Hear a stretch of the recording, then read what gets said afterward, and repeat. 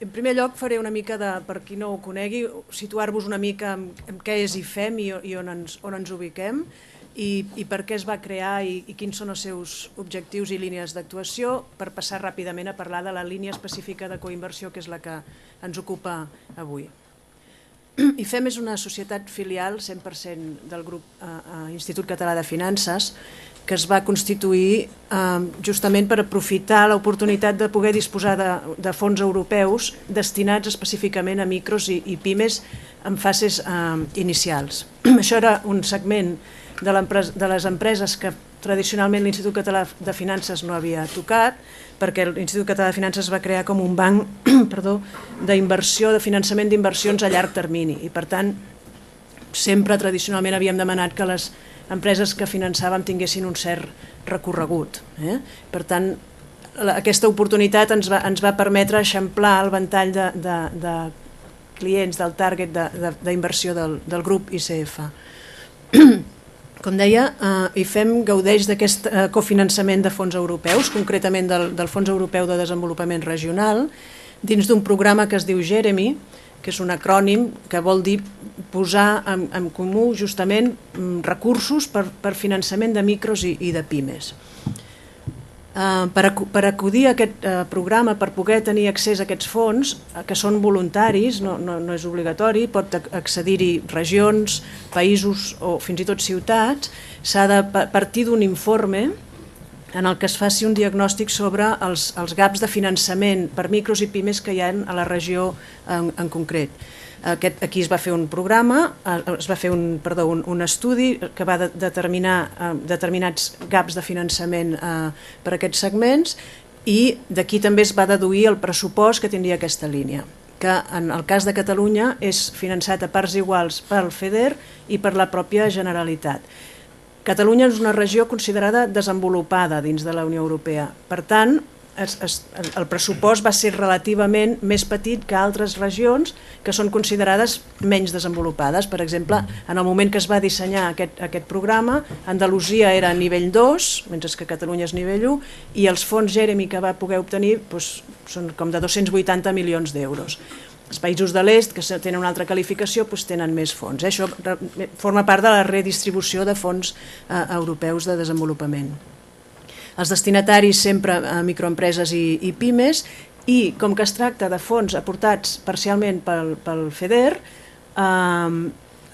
s'han de distribuir mitjançant intermediaris financers, que s'anomenen, cadascun especialitzat en les seves línies de finançament. Si fem garanties a través de societats de garantia recíproca, si fem microcrèdits a través d'entitats de crèdit, si fem capital risc a través de societats i fons de capital risc, que s'han de seleccionar per concurrència pública. Això és una cosa que fa IFEM, convoca una crida de manifestació d'interès i a partir d'aquí selecciona els intermediaris que distribuiran aquests fons. Ara veurem com va. Es tracta sempre de fons que s'han de retornar, no són subvencions a fons perdut i per tant permeten un efecte multiplicador més gran. Com distribuïm aquests 50 milions d'euros? Doncs d'aquesta manera, 20 milions per concedir garanties, 17 per capital risc, 12 per coinversió, que és la línia que veurem, i 1 milió per microcrèdits. Inicialment aquesta distribució era diferent, l'hem anat adaptant, perquè ja ens ho vam reservar aquesta facultat, en funció de la potència, de com han anat funcionant les línies. Ja us dic ara que microcrèdits tenia un import més alt destinat a finançar-los i en canvi coinversió era menys, però hem vist que tirava més coinversió i microcrèdits no ha tirat tant per una sèrie de circumstàncies que ara no venen al cas, però ha quedat així al final la distribució. Comú a totes les 4 línies d'inversió hi ha que ens estem enfocant sempre a fases d'arrencada i primeres etapes.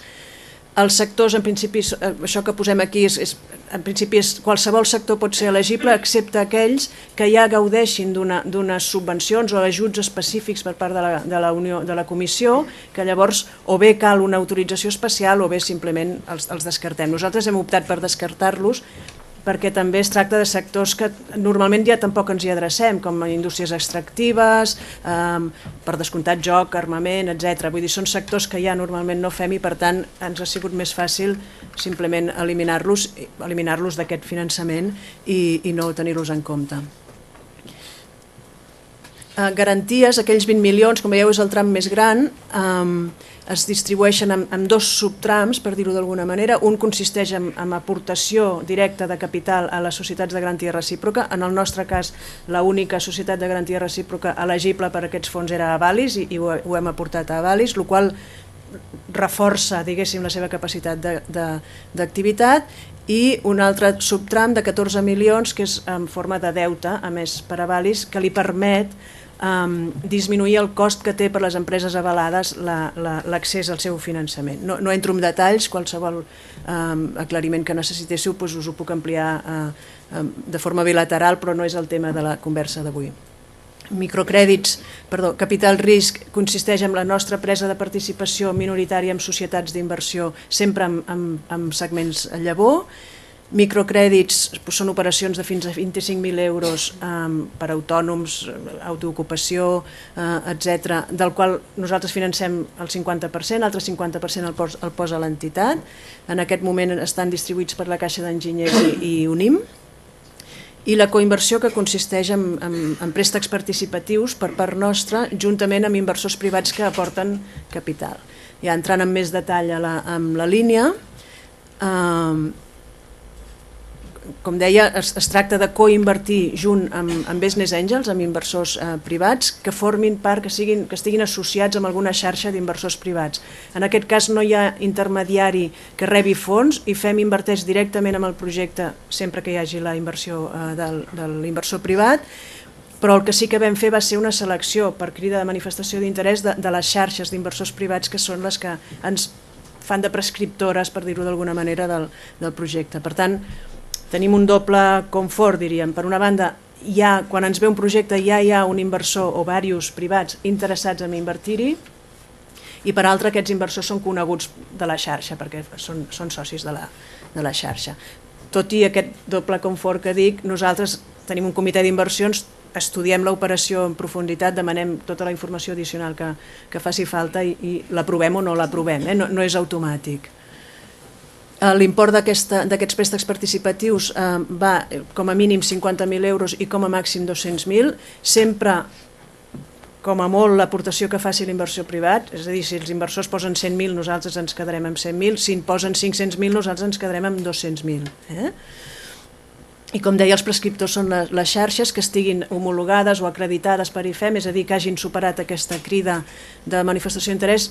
Què els hi demanem? Doncs que tinguin un cert nombre d'associats, que tinguin una activitat, que tinguin una visibilitat, etc.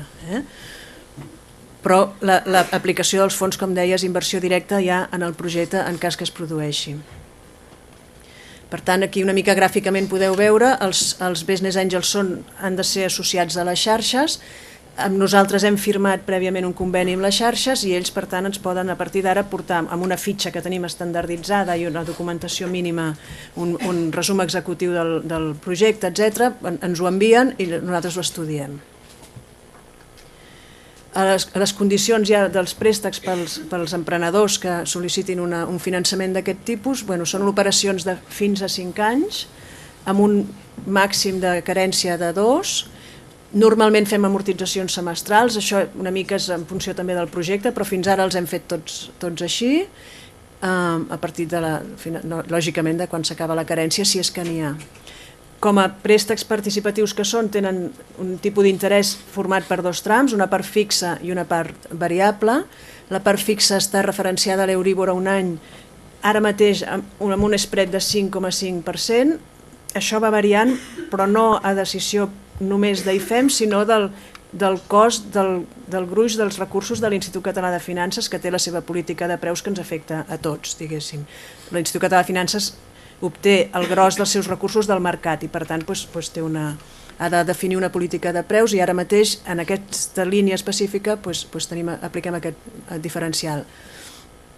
I la part variable la definim, la determinem cas per cas en el contracte de finançament en funció del compliment del pla de negoci. L'indicador més còmode per nosaltres i el que fins ara hem fet servir en quasi tots els casos és les vendes. És molt fàcil definir si s'ha venut o no s'ha venut.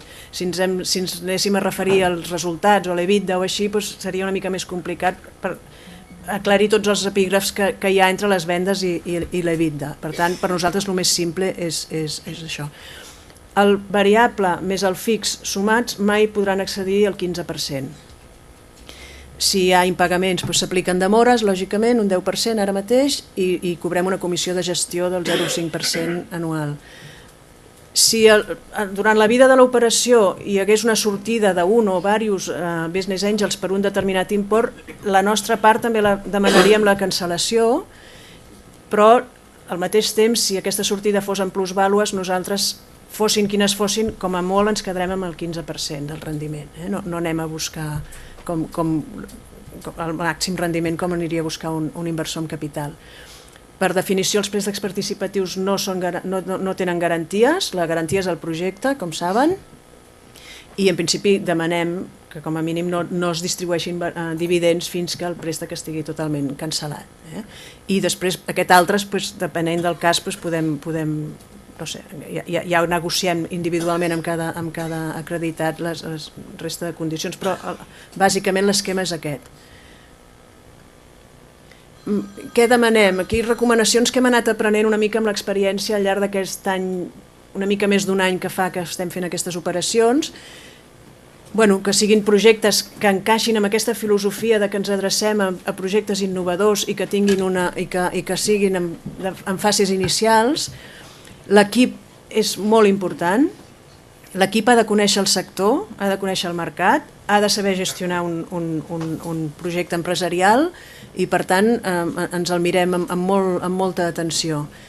Com deia, experiència sectorial, no ens podem posar a obrir un negoci si no hi hem treballat abans, si no el coneixem i no tenim una experiència. Tant de l'emprenedor com de l'inversor. Ens hem trobat amb inversors que simplement s'han enamorat d'un projecte sense conèixer el sector i això és arriscat. Que sigui un projecte que se li esperi una generació de diners, de caixa, que vengui, per tant enllaça directament amb el següent punt, que hi hagi mercat, que haguem detectat tots i que ens creiem que hi ha mercat per aquell projecte. Si té uns primers clients, doncs millor que millor, i si ha començat a facturar alguna cosa, millor que millor. El component innovador va per definició, aquestes línies, mentre que garanties i microcrèdits tenen com a finalitat última senzillament facilitar l'accés al finançament d'emprenedors o empreses sense suficients garanties o que tenen dificultat per accedir al mercat financer, capital, risc i coinversió van clarament adreçades a projectes d'innovació o de base tecnològica que tinguin aquest component. L'escalabilitat dels projectes també la valorem moltíssim, en general demanem que la tinguin, si no en el món que vivim ens quedaríem ràpidament restringits, que la ronda, veiem nosaltres, la ronda d'inversió amb la que nosaltres entrem, veiem que sigui suficient per assolir aquestes fases inicials del projecte. La generació d'ocupació, tot i que aquí hi ha un cert debat amb si les startups generen ocupació o no en generen, o són una persona o dos i fins que no creix no hi ha generació d'ocupació, però ens ho mirem perquè efectivament sí que si hi ha aquesta possibilitat i més amb els temps que corren s'ha de valorar. Els costos han de ser molt austers quan comença una empresa i nosaltres ens ho mirem molt. A vegades veiem retribucions dels emprenedors que no tenen massa sentit, quan sobretot en aquestes fases tot són incerteses. S'ha d'apostar pel projecte i el primer que hi ha d'apostar és l'emprenedor. La part de capital, això és important, la part de capital que aporten els business angels i els emprenedors ha de ser que hagin diners nous, no cofinançarem reconversió de crèdits en capital, o sigui, ha d'entrar diners nous i si els inversors són, això que deia, coneguts de la xarxa, millor que millor, tampoc val fer-se de la xarxa perquè vull invertir en aquell projecte. lícitament, seria lícit, però ens ho mirarem amb més deteniment. Què hem fet aquest any? Doncs ens han arribat 66 peticions de finançament, de les quals n'hem aprovat a hores d'ara 21, a 30 d'abril n'havíem aprovat 21, que ja n'hem formalitzat 17, en tenim 9 encara en estudi i 36 no han passat. Això no s'espantin perquè és més de la meitat, però també ha format part d'aquest aprenentatge que hem hagut de passar els primers mesos. Ens han arribat operacions que ara ja, amb una primera conversa, ja som capaços de dir, mira, no anem bé, no la presentis. Els primers temps agafàvem totes les operacions i hem passat aquest aprenentatge. I ja està. Aquest és el marc i quedo a la vostra disposició per qualsevol aclariment addicional que preciseu i si no aquí teniu la nostra adreça.